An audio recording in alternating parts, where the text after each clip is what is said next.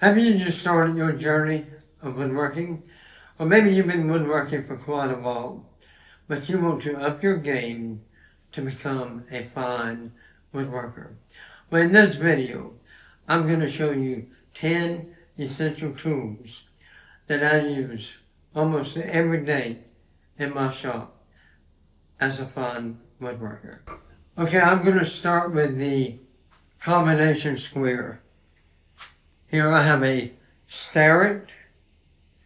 If you don't know the name, it's a very high quality combination square.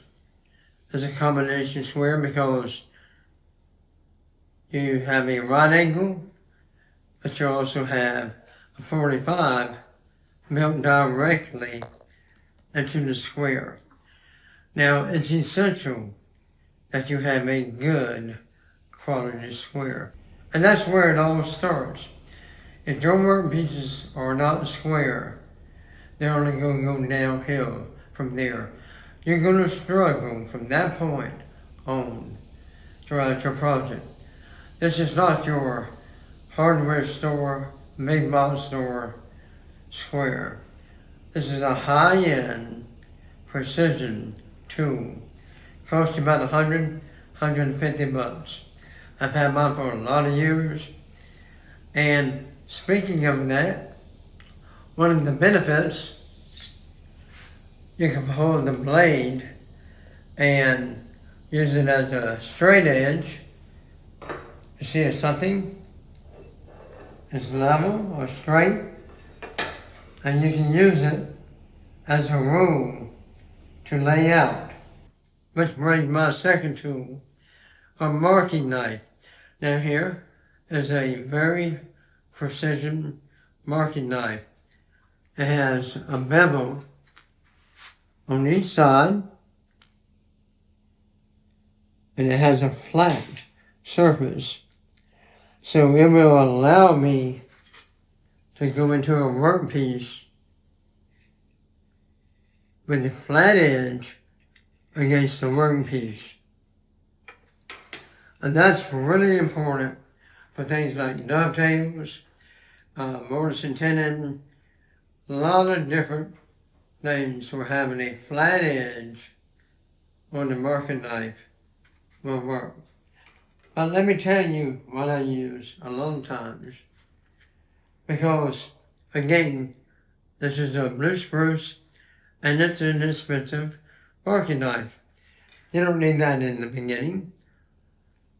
I use this a lot. This is a scalpel, surgical scalpel. And I use this for layout a lot. Why? Because it has a very fine knife. Actually, it's surgical knife. It's a replacement knife. And I will put a link to this and other things that I show you in the description. But I use this a lot. Now it is a bevel on both sides, but you can angle it slightly to offset that bevel. Now depending on what you're doing, if I need a pencil, and I use pencils, I use these mechanical pencils. You can buy Walmart anywhere, or either I have a little more costly mechanical pencil that I use. This is 0.3, but I normally use 0.5. A square, a marking knife. After that, a marking gauge. This is going to help on scribe lines, on dovetails, mortise and tenon joinery. This is essential. Now I like the wheel type, right here, looks like a wheel. But you can also buy a type like this. I've had this one for a lot of years. This is a Hamilton. Not sure if they're made anymore, but I've had it for a lot of years and works good. Or you can buy a different type, and this is really for laying out mortises, where you can have different lengths. But I don't use this one as that. I really use this one as a second marking game. So after you have a line, you're going to need a good set of chisels. Now what I have are the Stanley 750s. Now all of these came off eBay. I have a lot of them, but you only need 3 to get started. You can't buy these in the store. Yes, you can buy a Stanley 750, but you can't buy this one, okay? So get you a good chisel. Lee Nielsen makes nice ones. Lee Valley makes nice ones. But what's essential is to have a good chisel with good steel that is balanced. And you need a 1/4, a 3/8, and a 1/2. That will take you a long way on the road to find woodworking. Are you going to need others down the road? Sure. I have a drawer here. We'll have 720s and 750s. And I use all of these from time to time. But to get started, you don't need this. A 1/4, a 3/8, along with the 1/2 will take you a long way.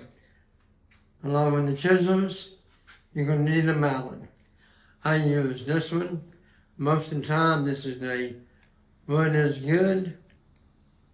But I also use this wood one, and it's a Swiss made, and it works well. To be able to sharpen your chisels, because you have to sharpen them, you're going to need something to sharpen with.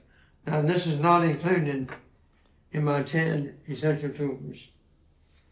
So let's talk about planes. This is the block plane, a Lee Nielsen, a low angle. It is my go-to block plane. Wonderful plane. I have had it for a long time.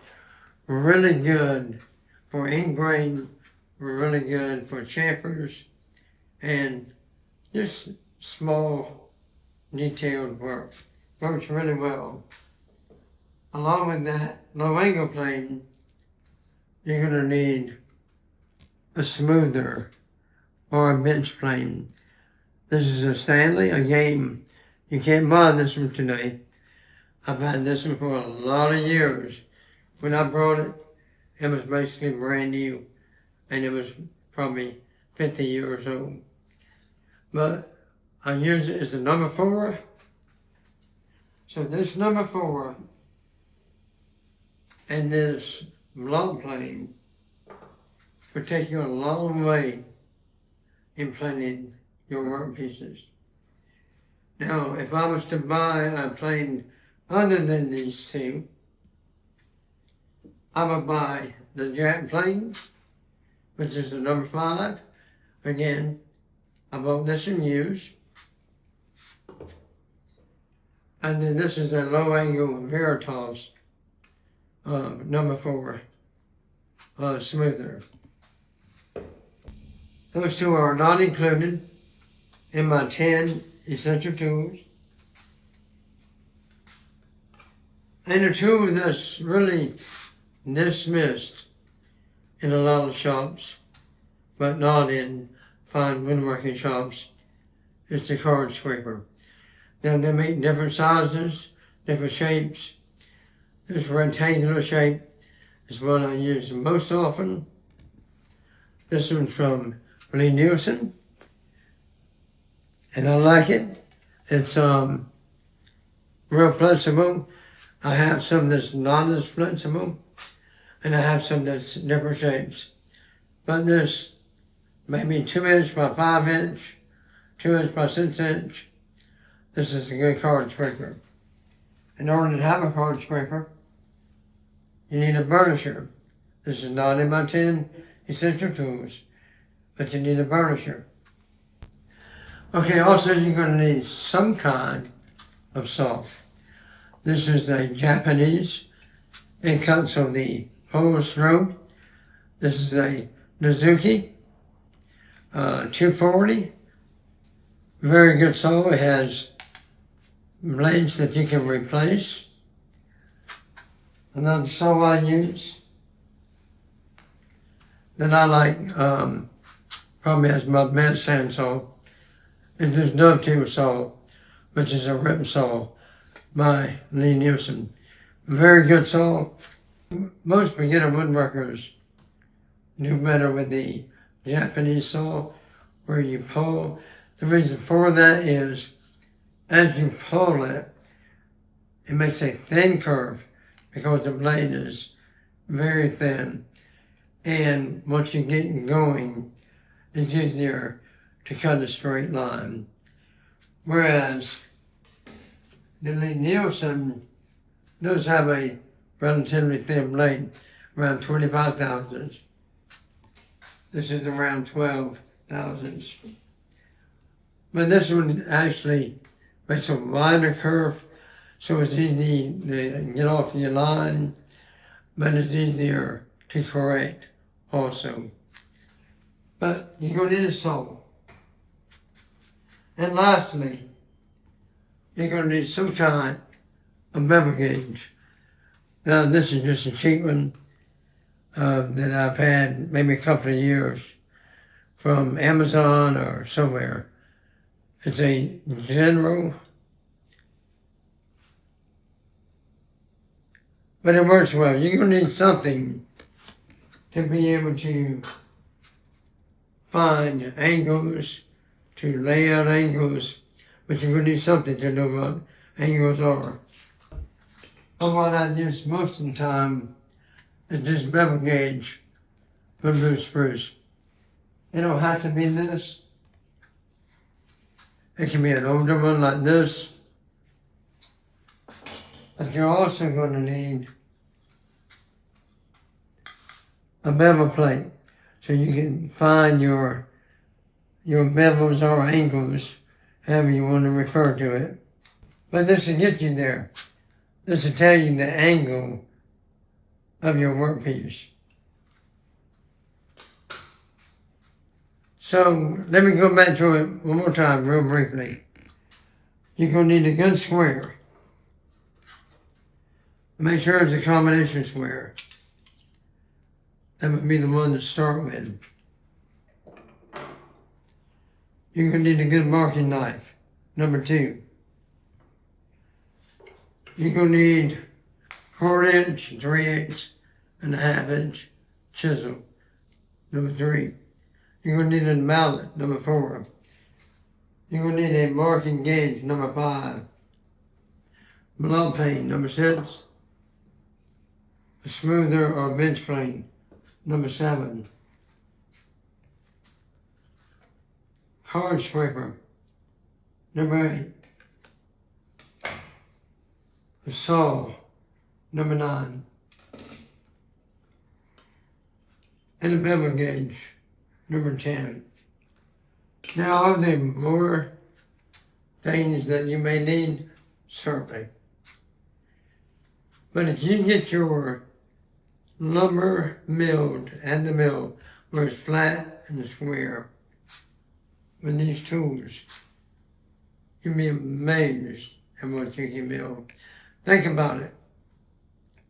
The John Townsends and the Goddards, hundreds of years ago, they made museum quality furniture that's in museums today. This is what they had. What you would notice is I didn't tell you about my table saw, my joiner, my planer, my mortise, my mat saws. I didn't tell you about any of them. The machines are great. The machines make you more efficient. The machines make it faster, take some of the work out. The machines don't make you a better craftsman. The machines won't make you a fine woodworker. What I have on my bench will make you a fine woodworker. If you spend time in your shop learning these tools, learning how to use them, learning how to lay out, learning how to cut to a line, learning how to chisel to a line. And a lot of this I show you in my videos on my channel, because my channel is Fine Woodworking for South Carolina. As the name implied, I'm a fine woodworker. I'm trained in 18th century furniture making. So using these tools, you can really up your game from a woodworker to a fine woodworker.